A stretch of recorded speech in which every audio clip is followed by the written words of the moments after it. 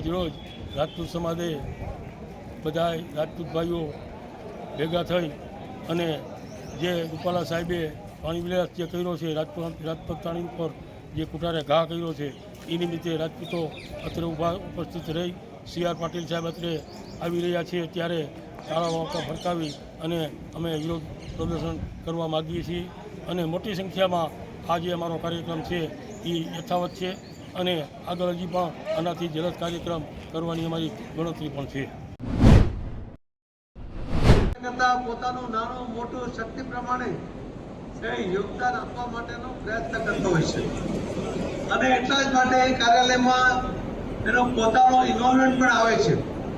જ્યારે કાર્યાલયમાં આવે છે ત્યારે એને લાગે છે કે આ કાર્યાલય ઊભું કરવાની અંદર આ ઊભા રહેવામાં હું પણ કોઈ જગ્યાએ હું અંદર દાખલ હતો, હું પણ મારું ઇન્વોલ્વમેન્ટ હતું એ પ્રકારના ભાવ સાથે અને જતન કરવાની ભાવના સાથે અને આ કાર્યાલય દ્વારા લોકોનો સંપર્ક કરીને લોકોની મુશ્કેલીઓ સમજીને એ મુશ્કેલીઓ દૂર કરવા માટેના સફળ પ્રયત્ન કરવા માટે આ કાર્યાલય ઉપયોગી બનશે એવો મને વિશ્વાસ છે.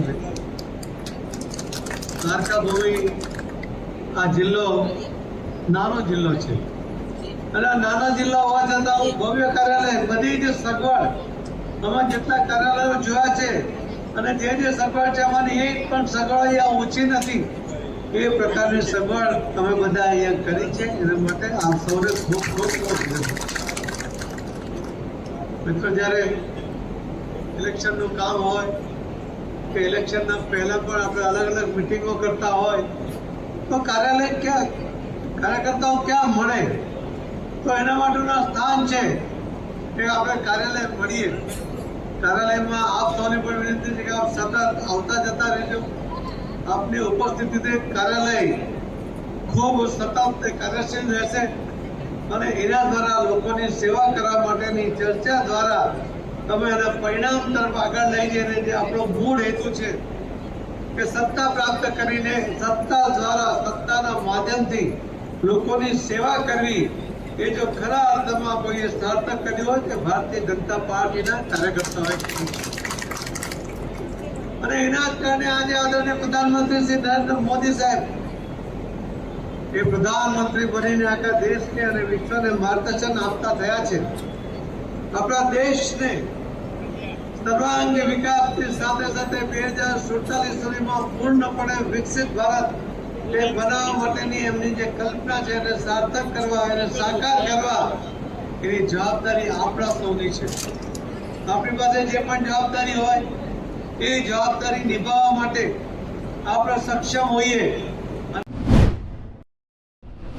તો સક્ષમ બનીએ અને સક્ષમ બનીને એ કાર્યને પૂર્ણ કરીએ એ પ્રકારનો સંકલ્પ સાથે આપણે આગળ વધવું જોઈએ.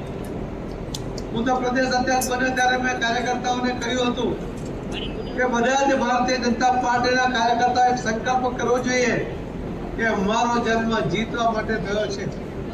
તમારા રોજિંદા જીવનની અંદર પણ આ સંકલ્પ સાથે જ્યારે તમે રોજ કામ કરશો તો એમાં પણ તમને ખૂબ મોટી સફળતા મળશે અને ભારતીય જનતા પાર્ટીના કામમાં પણ ત્યારે તમે કામ કરશો ત્યારે આ બોજ છે એવું નહીં લાગે. તમારું કમિટમેન્ટ છે એ કરવું જ છે એ ભાવના સાથે જ્યારે તમે કામ કરશો ત્યારે એના કારણે ખૂબ મોટો ફાયદો એ ભારતીય જનતા પાર્ટીને થશે, એના દ્વારા લોકોને પણ થશે. આદરણીય પ્રધાનમંત્રી મોદી સાહેબે કોઈ સમાજના ભાગલા પાડવાને બદલે જે રીતે સૌનો સાથ સૌનો વિકાસ એ જે સૂત્ર આપ્યું છે એ સૂત્ર મોદી સાહેબે સાર્થક કર્યું છે. આપણે ખબર છે કે આપણા ગુજરાતની અંદર 1984માં કોંગ્રેસના એક મુખ્યમંત્રીએ ભાગલા પાડીને રાજ કરવાનો એક પ્રયત્ન કર્યો હતો. 6 મહિનાની અંદર એમણે જોવું પડ્યું હતું અને આજે મોદી સાહેબે સૌનો સાથ સૌનો વિકાસ સાથે સૌને સાથે જોડીને આ દેશનો પણ વિકાસ કરીને બતાવે છે કે વિકાસમાં કેટલી તાકાત છે, વિકાસની કેટલી જરૂરિયાત છે, વિકાસની કેટલી લોકોની અપેક્ષા છે એ મોદી સાહેબે બતાવ્યું છે. મોદી સાહેબે પહેલા 5 વર્ષની અંદર જ કોંગ્રેસના સમયમાં શરૂ થયેલા અને અધૂરા મુકાઈ ગયેલા એવા જે કામો હતા એને પણ પૂર્ણ કર્યા હતા અને બીજા ટર્મની અંદર 14 થી 19 થી 24 સુધીમાં મોદી સાહેબે રાજકારણ કરવાને બદલે હવે રોજ એ ઇતિહાસ લખે છે. મોદી સાહેબ દ્વારકા આવ્યા, એ બ્રિજનું લોકાર્પણ કર્યું. તમારી વર્ષોથી માંગણી હતી પણ એ પૂરી થતી નહોતી. મોદી સાહેબે પૂર્ણ કરવાને કારણે ખૂબ મોટી સગવડ મળી. એના કારણે આવનારા દિવસોમાં વધુ પર્યટકો અહીંયા આવશે. એના કારણે ખૂબ મોટો ફાયદો દ્વારકા નગરીને પણ મળશે. અમે જ્યારે પુલના ઉદઘાટન પછી મોદી સાહેબની સાથે હતા ત્યારે મને અને મુખ્યમંત્રી શ્રી ભૂપેન્દ્ર કહ્યું કે તમે 2 કલાક પછી આપણે મોદી સાહેબ કહીને નીકળી ગયા. અમને થયું કે મોદી સાહેબ ક્યાં જતા હશે. તો ભગવાન કૃષ્ણની દ્વારકા નગરી જે દરિયામાં ગરક થઈ ગઈ છે પણ એનું ત્યાં અસ્તિત્વ છે. આપણે એને શ્રદ્ધાપૂર્વક માનીએ છીએ પરંતુ આપણે એને જોઈ શકતા નહોતા. મોદી સાહેબ 70-80 ફૂટ પાણીના દબાણની વચ્ચે પણ ત્યાં પહોંચ્યા. આપણે પોતાના ખુલ્લા હાથથી એ નગરીને સ્પર્શ કર્યો. ભગવાન કૃષ્ણને ગમતો મોરપીંછ એમણે અર્પણ કર્યું અને ત્યાં આપણી જે સંસ્કૃતિ છે એ પ્રમાણે ત્યાં યોગા પણ કર્યા અને આખા દુનિયાને બતાવ્યું કે આ ભગવાન કૃષ્ણની દ્વારકા ભૂમિનું અસ્તિત્વતા છે. અને એટલા જ માટે અમે ભગવાન કૃષ્ણમાં અમે પૂર્ણપણે શ્રદ્ધા પણ રાખીએ છીએ. જ્યાં દ્વારકાધીશના આશીર્વાદ હોય તો ભારતીય જનતા પાર્ટીના કાર્યકર્તાઓ પણ એ આશીર્વાદ લેવા માટે ચૂકતા નથી.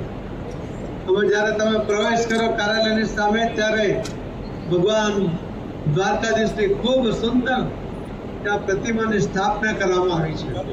જતાની સાથે તમને ભગવાનના દર્શન થશે અને ત્યાર પછી તમે કામે લાગશો અને એટલા માટે તમને ભગવાનના આશીર્વાદ સાથે કામ કરશો એટલે એમાં સફળતા પણ મળશે એવો પણ મને વિશ્વાસ છે. મોદી સાહેબે ત્યાર પછી અનેક જે ઇતિહાસ રચ્યા છે કે એમણે રાજકોટને એમ્સ આપ્યું. પેલા એમ્સ એટલે ફક્ત દિલ્હીમાં એક એમ્સ હતું. અમારા સાંસદ પૂનમબેન કે અમને બધાને કોઈને કોઈ કાર્યકર્તા પત્ર માંગે કે અમારો કોઈ સગા બીમાર છે એના માટે ચિઠ્ઠી લખી આપો. ચિઠ્ઠી લખ્યા પછી પણ ત્યાં ભીડ એટલી હતી, ભીડ એટલી હોય કે એને કદાચ ત્યાં દાખલ થવાનું મળે નહીં. સારવાર એને મળે નહીં. મોદી સાહેબે કહ્યું કે એક જ એમ્સ કેમ. એમણે આખા દેશની અંદર અલગ અલગ દરેક રાજ્યની અંદર એમ્સ આપવા માટેની શરૂઆત કરી.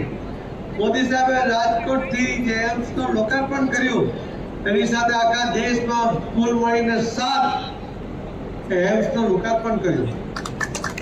એમ્સ એટલે તમે બધી જ પ્રકારની સારવાર ત્યાં થઈ શકે એ પ્રકારની વ્યવસ્થા એ ઊભી કરીને મોદી સાહેબે ઇતિહાસ રચ્યો છે. આપણે જાણીએ છીએ કે દેશને જો જોડવો હોય